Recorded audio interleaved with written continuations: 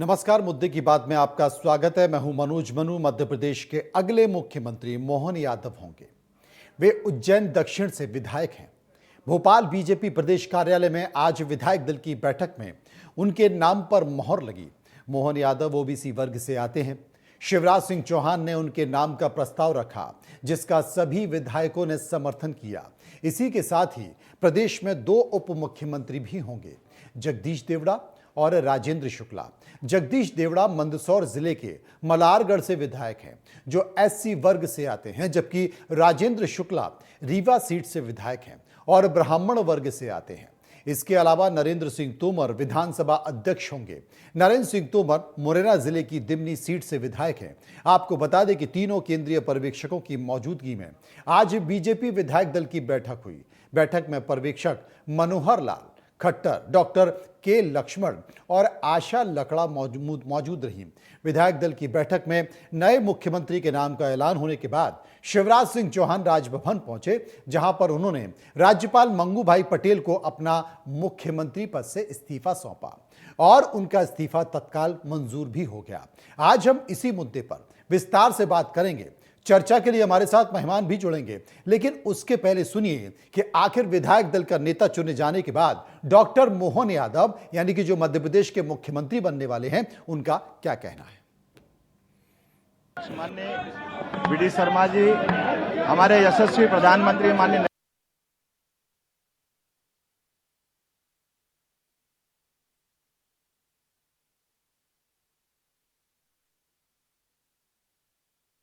की सरकार के माध्यम से विविध विकास के नए नए काम प्रारंभ हुए थे। उन कामों के बलबूते पर मध्य प्रदेश ने पूरे देश में एक अलग पहचान बनाई है। मैं माननीय यशस्वी प्रधानमंत्री माननीय नरेंद्र मोदी जी का, माननीय गृह मंत्री अमित शाह जी का, यशस्वी राष्ट्रीय अध्यक्ष माननीय जेपी नड्डा जी का, मैं हमारे प्रदेश के यशस्वी मुख्यमंत्री माननीय शिवराज सिंह जी का, यशस्वी अध्यक्ष माननीय वीडी शर्मा जी का, हमारे अपने वरिष्ठ नेता माननीय नरेंद्र सिंह जी तोमर साहब का, माननीय कैलाश जी विजयवर्गीय राष्ट्रीय महामंत्री भाजपा, माननीय प्रहलाद पटेल जी वरिष्ठ नेता, माननीय राकेश सिंह जी और सभी, और आज विधायक दल के नेता के नाते से हमने सबने मिलकर संकल्प किया। मेरे जैसे छोटे कार्यकर्ता को एक बड़ी जवाबदारी दी। मैं जवाबदारी की इस बड़े काम को बता सकता हूं कि केवल ये भाजपा ही है जो सामान्य से छोटे से कार्यकर्ताओं को भी इतनी बड़ी जवाबदारी देती है। यही हमारा अपना भाजपा का चरित्र है। भाजपा के इस नए दायित्व के मैं लिए हृदय से आभार भी मानता हूं और आप सबके विश्वास के साथ निश्चित रूप से जो विकास का कारवा बढ़ाया माननीय मुख्यमंत्री शिवराज सिंह जी चौहान ने और यशस्वी प्रधानमंत्री के नेतृत्व में, निश्चित रूप से हम इसको आगे बढ़ाएंगे। एक बार फिर मैं हमारे लिए जो स्लोगन था एमपी के मन में मोदी और मोदी के मन में एमपी, इस स्लोगन के आधार पर निश्चित रूप से उनके विकास के सपने को लेकर आगे चलेंगे। मैं एक बार फिर हृदय से माननीय यशस्वी प्रधानमंत्री माननीय गृह मंत्री अमित जी, माननीय नड्डा जी, माननीय वीडी जी का आभार मानता हूँ, माननीय शिवराज सिंह जी का आभार मानता हूँ।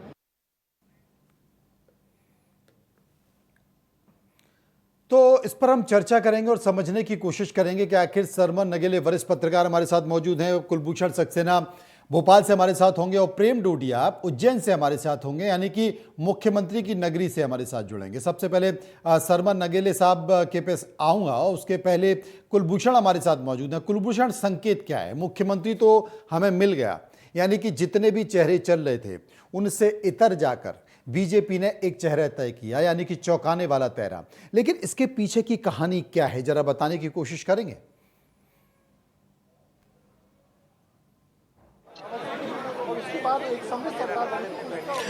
देखिए, संघ के बेहद ही करीबी है मोहन यादव, लेकिन मैं आपको एक तस्वीर भी दिखाना चाहूंगा। इस वक्त हम मोहन यादव के निवास पर मौजूद हैं और भारी संख्या में अब जो है यहाँ पर जो मोहन यादव के समर्थक हैं उनके पहुंचने का सिलसिला शुरू हो चुका है। ढोल नगाड़े पहुंच चुके हैं और अभी मोहन यादव ने राज्यपाल मंगू भाई पटेल से मुलाकात की है और उसके बाद अब कुछ ही देर में वो अपने निवास में पहुंचने वाले हैं और यहाँ पर गर्मजोशी के साथ जो कार्यकर्ता है हैं उनका स्वागत करेंगे। मोहन यादव की अगर बात की जाए तो संघ के बेहद ही करीबी हैं। तमाम टॉप 5 वो लीडर जिनके नाम मुख्यमंत्री की रेस में थे, लेकिन सभी को काटते हुए आगे बढ़े मोहन यादव। सबसे पहला नाम ओबीसी का सबसे बड़ा चेहरा जो माना जा रहा था, शिवराज सिंह चौहान के बाद प्रहलाद पटेल, उसके बाद नरेंद्र सिंह तोमर, ज्योतिरादित्य सिंधिया, विष्णुदत्त शर्मा, कैलाश विजयवर्गीय, ये तमाम वो नाम है। पिछले 10 दिनों से लगातार तमाम मीडिया और तमाम कार्यकर्ता, बीजेपी के नेता इनके नाम लेते हुए नजर आ रहे थे। लेकिन जब आज विधायक दल की बैठक होती है, विधायक दल का नेता मोहन यादव को चुना जाता है। बाबा महाकाल की नगरी उज्जैन से मोहन यादव आते हैं और संघ के बेहद ही करीबी, हालांकि दूसरी बार के ही मोहन यादव विधायक हैं। कैबिनेट के मंत्री मोहन यादव थे, उच्च शिक्षा विभाग उनको एक बड़ा पद दिया गया और अब वो मध्य प्रदेश के नए मुख्यमंत्री होंगे। उमा भारती, बाबूलाल गौर और शिवराज सिंह चौहान के बाद अब ओबीसी का एक बड़ा चेहरा मोहन यादव मध्य प्रदेश का बनेंगे और मोहन यादव के सामने एक बड़ी चुनौती होगी लोकसभा चुनाव की, क्योंकि 2019 के लोकसभा चुनाव में मध्य प्रदेश की 29 लोकसभा सीटों में से 28 बीजेपी ने जीती थी और एक कमलनाथ के बेटे नकुलनाथ ने जीती थी। लेकिन अब से ठीक आज से 4 महीने बाद लोकसभा के चुनाव है और उसके पहले मोहन यादव को यह जिम्मेदारी मिली है। मोहन यादव ने मीडिया से चर्चा करते हुए कहा है कि जो विकास के कार्य अभी आचार संहिता के दौरान रुके हुए थे वो उसे आगे बढ़ाएंगे और ये तस्वीर हम लगातार दिखाते हुए भी नजर आ रहे हैं। जो उनके समर्थक हैं वो यहाँ पर मौजूद हैं, हम उनसे भी बातचीत करेंगे। मोहन यादव को अब मुख्यमंत्री बना दिया गया है, कैसा लग रहा है आपको? भारतीय जनता पार्टी एक संगठन वाली पार्टी है। इसमें संगठन जो तय करता है वो होता है और माननीय सीएम साहब से सहमति लेकर सीएम साहब ने भी स्वागत करके और फिर उनको बनाया गया है। मोहन यादव का तो नाम मुख्यमंत्री की रेस में भी नहीं था, शायद आपने भी नहीं सोचा होगा कि मुख्यमंत्री मोहन यादव बनेंगे। अचानक ही होता है, यहाँ संगठन सर्वोपरि है, यहाँ कोई व्यक्ति सर्वोपरि नहीं है। इसलिए संगठन ने जो चाहा वो मोहन यादव जी को मौका दिया, क्योंकि पहले वो अपने पर्यटन बोर्ड के भी रहे हैं एमएलए। कभी सोचा था मोहन यादव बनेंगे? देखो, हमने तो नहीं सोचा था, परंतु हमारे महाकाल बाबा ने जरूर आशीर्वाद दिया है, तो इसलिए हमने सबने सोचा है और हम ये चाहते हैं कि मालवा को पहली बार मध्य प्रदेश में मुख्यमंत्री का एक नया चेहरा मोहन यादव जी मिला और डिप्टी सीएम भी हमको मालवा में मिले। इसके लिए हम शीर्ष नेतृत्व को बहुत बहुत धन्यवाद देंगे और हमने सोचा कि हम तो सोचते रहेंगे मालवा को मिलता रहे। एक तस्वीर में और दिखाना चाहूंगा कि अब जब मोहन यादव अपने निवास में पहुंचेंगे तो सबसे पहले स्वागत के लिए एक पूजा की थाली जो है वो तैयार की गई है। एक पंडित जी यहाँ पर मौजूद है, मंत्र उच्चारण के साथ उनका स्वागत वंदन किया जाएगा उनके निवास में और यहाँ पर जो है मोहन यादव बैठेंगे, मीडिया से चर्चा भी करेंगे। लेकिन उसके पहले वो अभी उन्होंने मंगूभाई पटेल से मुलाकात किया और हरियाणा के जो मुख्यमंत्री है, जो पर्यवेक्षक आपके पास आएंगे प्रेम डोडिया हमारे सहयोगी मौजूद हैं। प्रेम डोडिया ने बहुत पहले ही मुझे इशारा किया था कि देखिए मोहन यादव भी मध्य प्रदेश में मुख्यमंत्री का चेहरा हो सकते हैं, संघ से जुड़े व्यक्ति हैं। प्रेम, वाकई आपकी बात सही निकली, आपने इशारा अभी नहीं बहुत पहले कर दिया था। लोग तो अभी चौंक कर दंग हैं। आप उनके घर पर मौजूद हैं, घर पर क्या माहौल है, परिवार के लोग क्या कहते हैं, जरा दिखाएं। दिखा देता हूँ, घर के सभी सदस्य मौजूद हैं। यहाँ पर डॉक्टर मोहन यादव की पत्नी खुद मौजूद है, उनकी सिस्टर भी यहाँ पर मौजूद है जो कि उज्जैन नगर निगम में खुद निगम सभापति भी है। हम उनसे चर्चा भी करेंगे क्योंकि यहाँ पर जश्न का माहौल है। घर पर ही नहीं, भारतीय जनता पार्टी का जो शहर का कार्यालय है वहां पर डॉक्टर मोहन यादव का जो खुद का निजी कार्यालय है जहां पर वे दक्षिण विधानसभा में जनता की समस्या सुनते, वहां पर भी जश्न का माहौल है। हमने देखा शहर के प्रत्येक चौराहा पर यहाँ पर जश्न का माहौल है। भारतीय जनता पार्टी के कार्यकर्ता व नेता तो जश्न मना ही रहे हैं, उज्जैन वासियों में भी जश्न का माहौल है। हर कोई अपने आप को गौरवान्वित महसूस कर रहा है क्योंकि उनका नेता उनके शहर का पत्नी क्या कह रही है? बीच का जो, जी हाँ बिल्कुल, निश्चित तौर पर हम बात करेंगे। जी मैडम, आप बताएं किस प्रकार का उत्साह है? अब खुद डॉक्टर मोहन यादव जी मंत्री से मुख्यमंत्री बन चुके हैं। पूरा परिवार, पूरा मोहल्ला, पूरा उज्जैन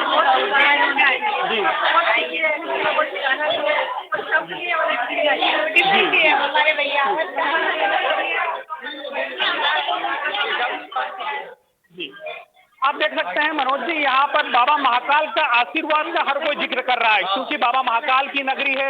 मेरे साथ खुद सिस्टर मौजूद हैं, श्रीमती कलावती यादव। दीदी, आप बताएं किस प्रकार का माहौल है? जैसे ही जी को ये दायित्व मिला है दाइयों का खाता लगाने कम में सारे लोग घर परिवार में आए हैं। और हर व्यक्ति अपने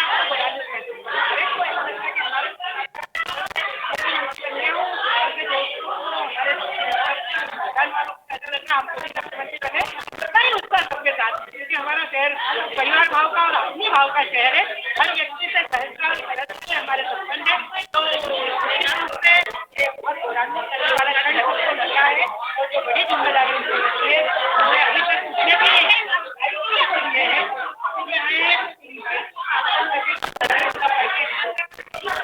बड़ा दायित्व, बड़ी जिम्मेदारी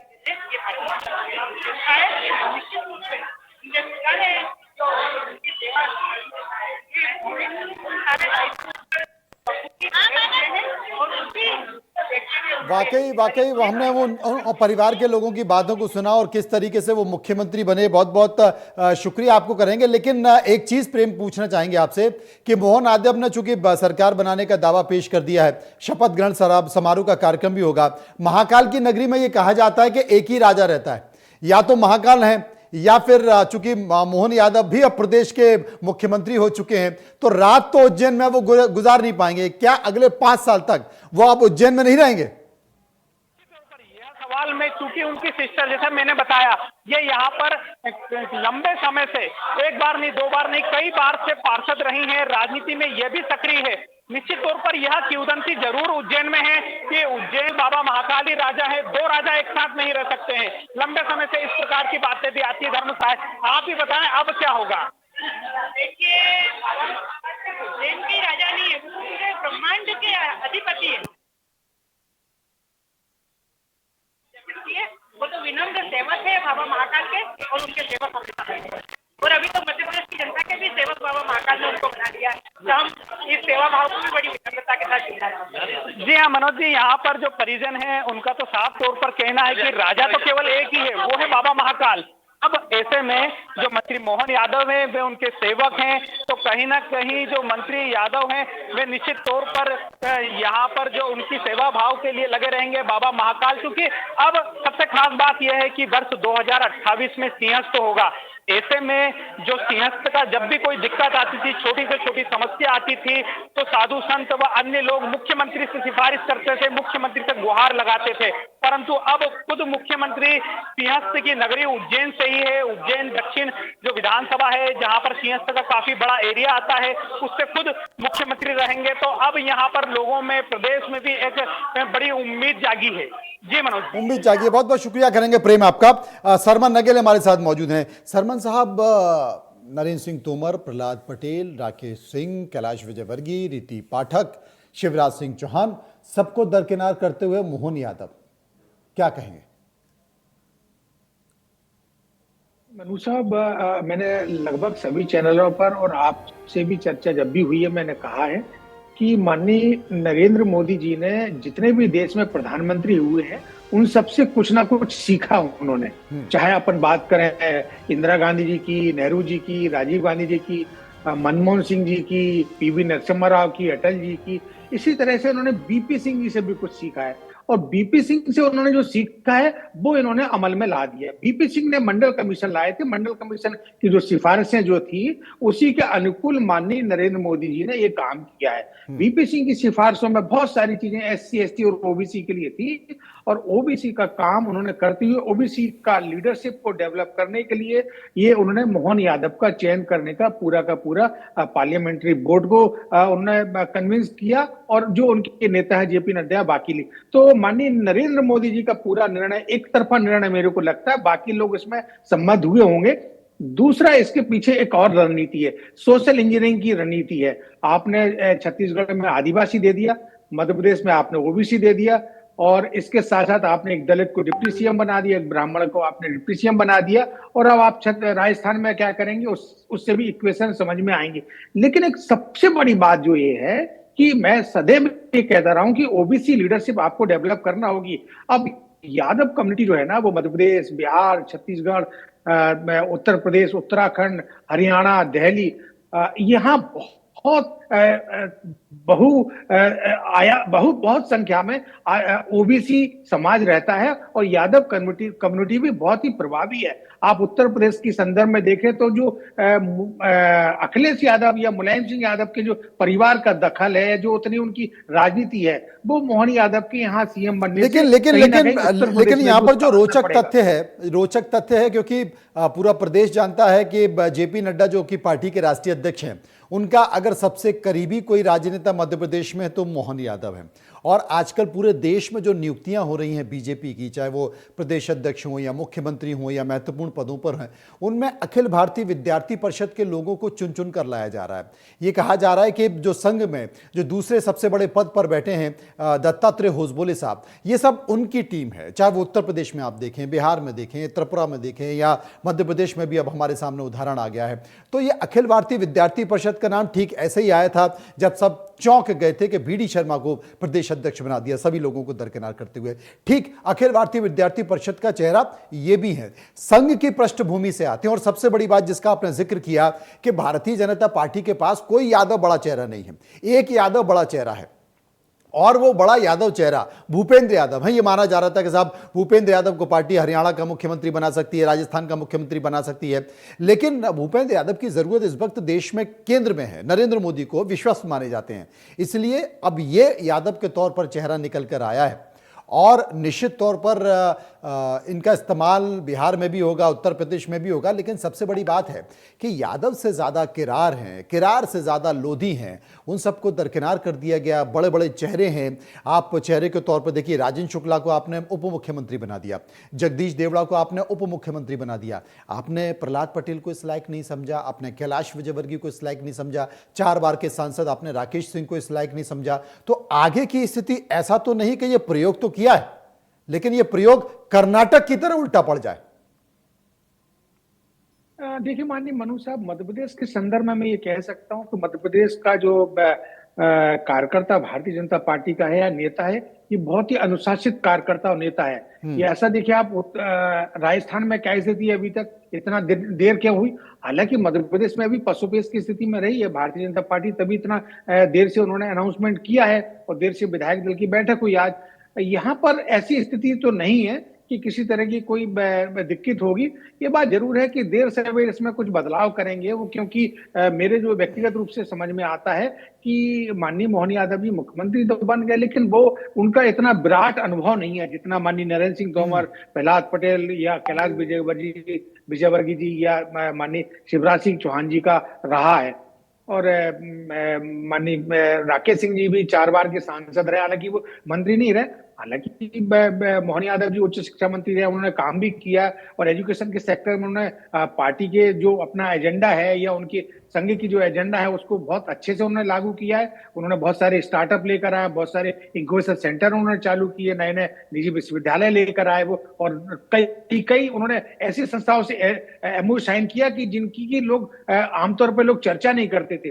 तो मोहन यादव जी ने काम तो किया है। अब हो सकता है कि पार्टी हाईकमान लोकसभा चुनाव में यदि उनकी कुछ पॉजिटिव स्थिति बनती है तो कुछ बदलाव की स्थिति बने, वो 2024 मई के बाद देखने में लगेगा। लेकिन मेरा यहाँ व्यक्तिगत मानना यह है कि इस समय तो देश में माननीय नरेंद्र मोदी ब्रांड चल रहा है। नरेंद्र मोदी ब्रांड जो है ना पूरे भारत में बिक रहा है, उसकी क्रेडिबिलिटी है। बिल्कुल सही है, बिक रहा है, और इसका असर आपको 2029 में भी दिखाई मिल जाएगा। इसमें कोई शक नहीं है कि 300 पार बीजेपी जाने वाली है। कुलभूषण हमारे साथ मौजूद है। कुलभूषण, संकेत किस तरीके? छत्तीसगढ़ में 13 तारीख को शपथ ग्रहण समारोह है, मध्य प्रदेश में कम, कोई संकेत मिल पाए कब होने वाला है और कितना विशाल?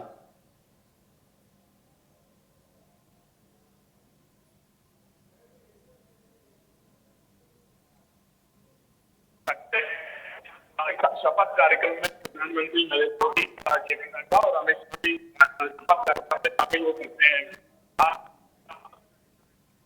क्योंकि राजस्थान में उनसे मुलाकात की है और लगातार जो उनका निवास है अगला है वहाँ पर जो कार्यकर्ता है उसकी संख्या आ रही है। कुलभूषण, आपके ऑडियो में परेशानी आ रही है, हम तस्वीरें देख सकते हैं, लेकिन संकेत मध्य प्रदेश ने दे दिया है और सबसे बड़ा सवाल है कि मामा क्या करेंगे। मामा में सब्र नहीं था, दिल्ली के मना करने के बावजूद भी मामा छिंदवाड़ा पहुंचे, मामा रादौरगढ़ पहुंचे, मामा श्योपुर पहुंचे, मामा मान नहीं रहे थे, लेकिन बावजूद दिल्ली ने संकेत दे दिया। अब मामा का अगला कदम क्या होगा? मामा बैठने वाले नहीं हैं, मामा कुछ तो करेंगे और उस कुछ का इंतजार सबको होगा। बहुत बहुत शुक्रिया सरमन साहब आपका, शुक्रिया कुलभूषण आपका। फिलहाल मुद्दे की बात में इतना ही, अगले समय का इंतजार यानी कि शपथ ग्रहण समारोह कब होगा और जैसे ही जानकारी मिलेगी आप तक पहुंचाएंगे। मुद्दे की बात में इतना ही, नमस्कार।